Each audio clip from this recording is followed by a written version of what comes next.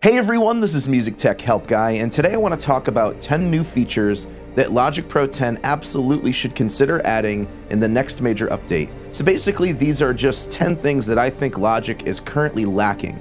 The most current version at the time of me making this video is 10.3.2, so these are 10 features I'd like to see added in 10.4, or maybe in some other future update. And this is just my opinion, this is highly subjective.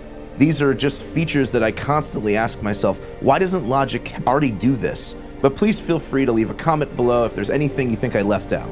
And just one more thing, these aren't just simple updates and fixes.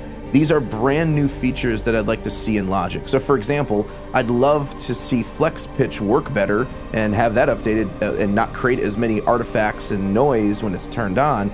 But that's not adding a new feature, that's simply making an existing feature work better. Okay, so let's get into this. These are my top 10 new features that Logic Pro 10 should have, and they're in no particular order. Number 1, clip or region consolidation. One of the features I love about Pro Tools is that you can easily consolidate any number of regions, or clips as they're called in Pro Tools, by pressing Shift Option 3, and the clips will consolidate all together on the same track. Now Logic does have a bounce in place feature, but that creates a new track in the process. Logic does have a join feature, but it only works if you have more than one region on the track. So I always find myself tricking Logic into joining clips by putting an extra audio clip at the end of a region and then deleting it after I join. And you might ask, why the heck would you want to join one audio region? And the answer to that is sometimes I apply flex time or flex pitch to a track, and I want to render those edits into the clip and then turn off flex time to save on processing. Not to mention, when you use Logic's bounce in place function, you always have to mess with this dialogue every time. I just want a no questions asked, no extra dialogues, consolidate clips function like Pro Tools has. Number 2, MIDI note or sample learn capability. So what I'm talking about is similar to what Battery from Native Instruments does. You can drag and drop in a sample and then easily learn and reassign that sample to any key or beat pad on your MIDI controller.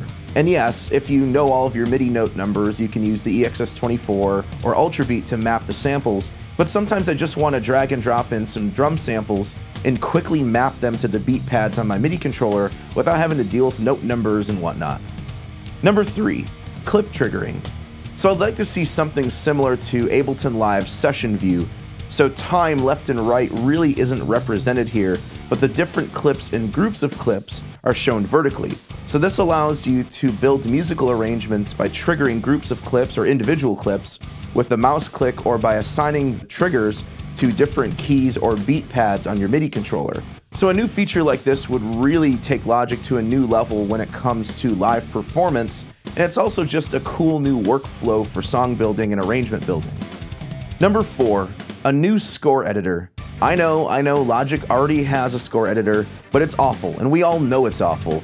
There are a very select few people who are actually using Logic's score editor, and it's sad because Logic has so much potential as a go-to DAW for scoring film and really any project where you want to have a good sounding MIDI recording and then also have a great looking score that can be printed out and used to record an actual audio recording later on with real musicians. In the past, I've always used Sibelius for drafting scores, and I was able to draft beautiful looking scores with it, but then I would have to export the MIDI out of Sibelius and then bring that into Logic and then retool my MIDI recording. It would be great to be able to do all of this in one app. So I'd love to see them completely scrap the score editor altogether and start over. Number 5, an intelligent denoiser and de-reverb plugin.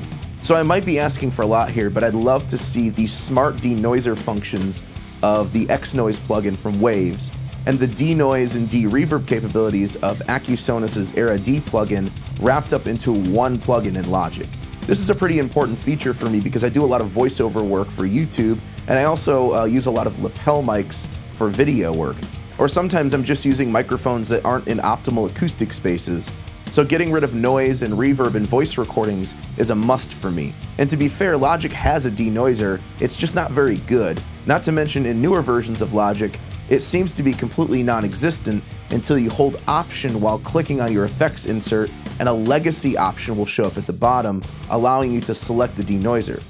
Number 6, an intelligent transient designer with compressor and gate.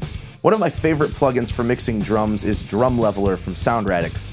It's an absolute necessity for me because it allows you to compress and add punch to individual drum hits while leaving the background signal and bleed from other drums alone, and you can even gate the bleed from other drums. Logic already has an enveloper plugin, but it pales in comparison to Drum Leveler. I'd love to see a new plugin in Logic similar to this one, where you can see in real time how the transients are being affected. Okay, so I'm going to kind of lump together 7, 8, 9, and 10 because they're all related to mastering. In my opinion, Logic's current lineup of plugins are really only capable of basic mastering. I'd like to see them add a dynamic EQ, a multi-band exciter, a multi-band imager, and a dedicated master bus compressor and limiter. Adding these 4 plugins would really take Logic to a completely new level when it comes to mastering. Having a dynamic EQ is great for mastering because you can dynamically control certain frequency ranges, whereas a static EQ cannot. Dynamic EQs are also awesome to have for track and bus mixing as well. Logic's current Exciter plugin could easily be replaced with a multi-band version. They don't really even have to go to the extent that iZotope has with theirs, where there's a bunch of different tone colors. They could just copy and paste much of the programming from Logic's current Exciter with the 2 tone colors that we already have. A multi-band imager is also a must for me for mastering. While bus compression really helps to glue everything together nicely and add overall loudness, it doesn't really help too much with the clarity, and I found that spreading the low mids really helps to take out any boxiness or stuffiness that the mix might have. Spreading the highs can really open up the high end and keep the air in your mix from being too dense or crispy sounding. And lastly, a dedicated stereo bus compressor with a built-in maximizer and limiter would be a great addition. I loved Logic's new take on the compressor plugin, where they modeled it after various well-known track compressors.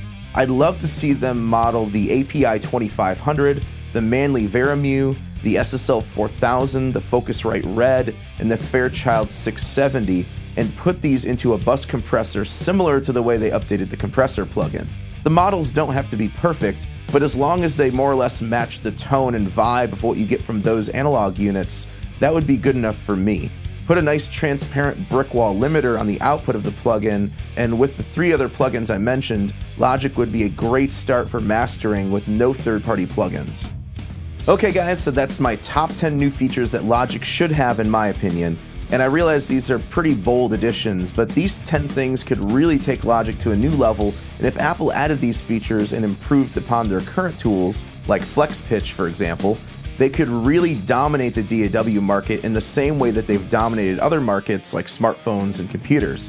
I guess the way I look at it is I still use other DAWs. I use Pro Tools all the time, I use Ableton Live here and there, I've dabbled with Cubase a lot in the past, and I have to ask myself the question, what additional features could Logic add to make me never open Pro Tools or any other DAW again? And that's partly how I came up with this list.